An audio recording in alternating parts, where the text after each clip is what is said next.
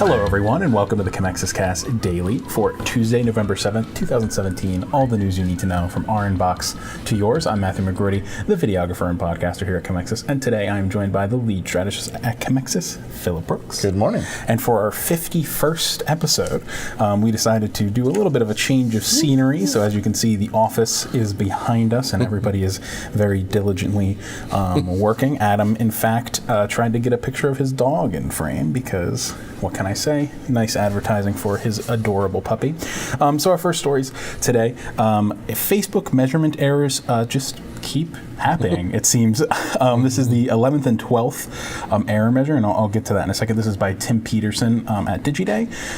So the first error that occurred, these were two errors happening basically simultaneously. The first error affected videos loaded on Facebook mobile site. When a person used the Facebook mobile site, not the app, the mobile site itself, videos are supposed to stop playing when you scroll past them, or scroll out of your view, or if you go to another app. So if I'm on the Facebook mobile site and I go to my bank or I go to my email, it is supposed to stop loading and playing these videos. But some videos, including ads, continued to play in the background after a person scrolled past or switched to another tab in the device's browser. So basically, ads that weren't supposed to be playing were playing, and people were getting charged for them. So for example, 8% of Facebook's users in the US who are over 17 years old accessed its mobile site within the past 30 days. So this number is not insignificant, but it's much smaller than you would think if this was happening with the actual mobile app. That number would be much, much larger. And then the second error affected videos embedded within instant articles.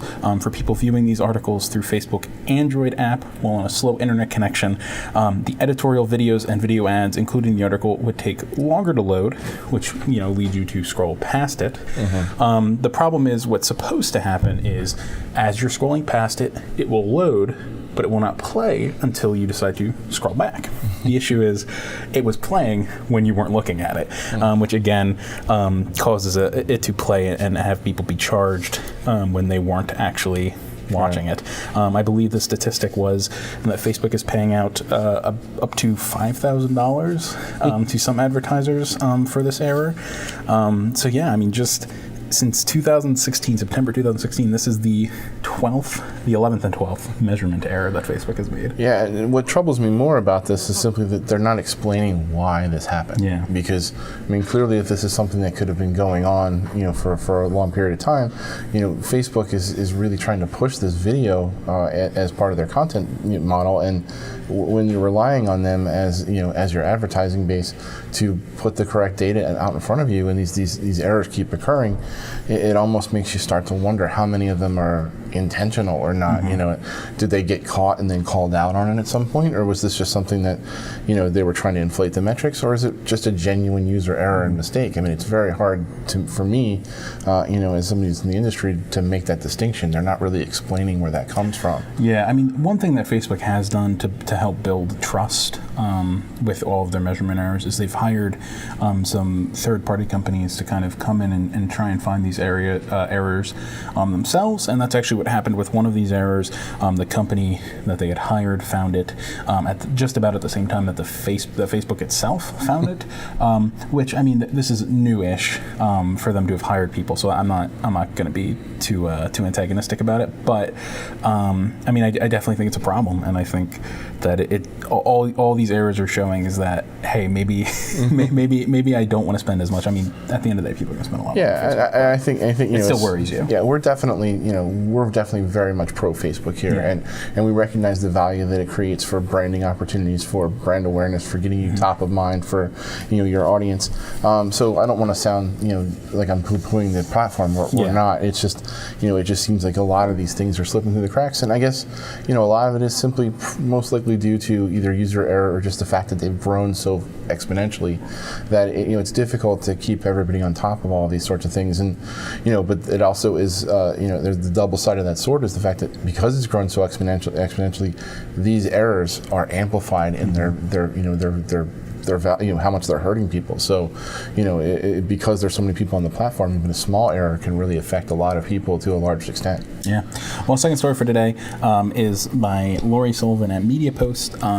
a study found that mobile sponsored content is read more often and read longer than some other types of content. So the findings are part of a study released from Pressboard. The company gathered data from 1,336 pieces of content created by North American brands and publishers through their Pressboard platform. That includes VentureBeat, New York Magazine, Mashable, Entrepreneur, Ford, and many more. The study aims to better understand the impact of content. So those who are reading on mobile devices now spend, on average, 79 seconds reading branded content, and previously that was 66 seconds. So that is an increase of 13 seconds, which does not sound like a lot, but I mean, if you look at the percentage of that, that's like a sixth more. It's absolutely a larger measurement of engagement in general. People are reading the stuff and they're investing more time in reading it. I think part of that is the proliferation of platforms that are out there for you to digest content on. Social media platforms that are available now to you. There's Twitter, there's Facebook, there's lots of different ways that you can find this stuff, and I think that you're being inundated sometimes even with the same stories on multiple platforms, so you're more likely to read it just to see what's going on and why it's being shared in your feed. So, but again, this is specific to sponsored content, which is kind of interesting because we don't as a model, we're not doing a ton of sponsored content. It's something that we really should be looking into. I think we're promoting content that we've already put out there and doing sponsored posts and things like that, but we're not doing content that's specifically made for this audience, and I think that's something that we should really start looking into. Yeah, I think it's definitely interesting. I mean, I'm shocked just because from my personal my personal viewing habits is I don't tend to look at sponsored content and go, oh, I'm going to click it. But I'm sure there's tons of sponsored content that maybe I didn't realize was sponsored content. Yeah, I mean, and as long as it's interesting, I mean, if we want to jump back a little bit to video, I mean, they have, I forget what company it was, I think it might be Vox. They started making branded content videos. Like, for example, there's one on Ben & Jerry's, and if I saw that on Facebook, probably wouldn't have thought it was sponsored. I probably would have just thought it was a Ben & Jerry's video. That was actually what I was about to get to, is, how clearly delineated are these sponsored pieces of content? Is it a matter where it looks like native advertising where you're not entirely certain that it's, or if you're a less sophisticated user of the internet, like, I always point out my mom would never know. Oh, yeah, of course, absolutely. Looking at that. So I wonder in this case, how much of that could be as a result of there being so much more of it out there and people just not knowing, for the most part, that this is technically native advertising, that it's sponsored content. And for our final story today, a little piece on an app that's hitting some younger audiences, Musical.ly. Yeah, so Musical.ly is a lip syncing app that's currently has more than 200 million users in the coveted 10 to 20-year-old tween base. So obviously that falls outside the spectrum of the majority of the clientele that we have, but I think it just bears mentioning simply because it's kind of an interesting to see how a burgeoning social media platform gets off the ground. So in this case, the app itself kind of grew so quickly that they don't have any sort of metrics or anything in place to measure for marketing. There's no API, there's no backend for the actual metrics that you can, for engagement or anything like that. The only thing they can really use are likes and shares. And follows. But in this case, it still hasn't stopped people from throwing money at the platform, which I think is amazing. So, because there's no way to really gauge how much influence you're gaining from it, other than these engagement metrics that really are kind of suspect with how much value they have.